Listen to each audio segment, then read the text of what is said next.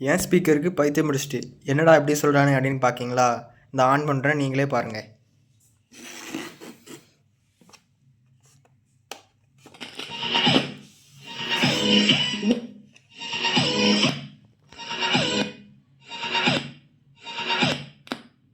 இப்படி தான் ஃப்ரெண்ட்ஸ் ஒரு 2-3 நாளாக பண்ணிக்கிட்டு இருக்கு.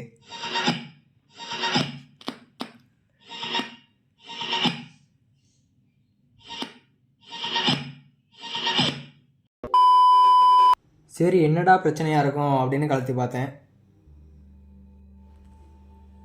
இப்போ நம்ம கலத்தியாச்சு.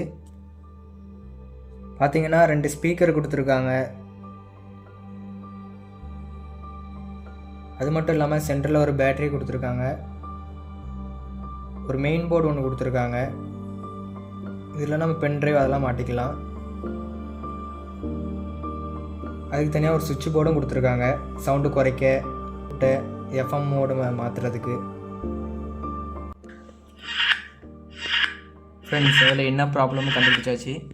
இங்கே பாருங்கள், இந்த சுவிட்சு தான் ப்ராப்ளமாக இருக்குது.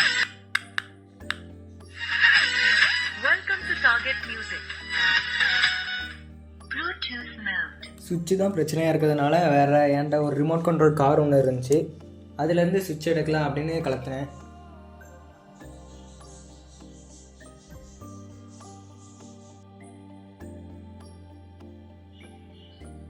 ஆனால் அதோடய சுவிட்சு பார்த்தீங்கன்னா இதுக்கு கரெக்டாகவே வரல.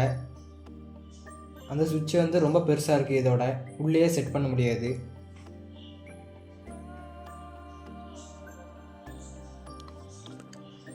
சரி அப்படின்னு அதே சுவிட்சை நல்லா க்ளீன் பண்ணி சால்ட்ரிங் பண்ணி வச்சுட்டேன்.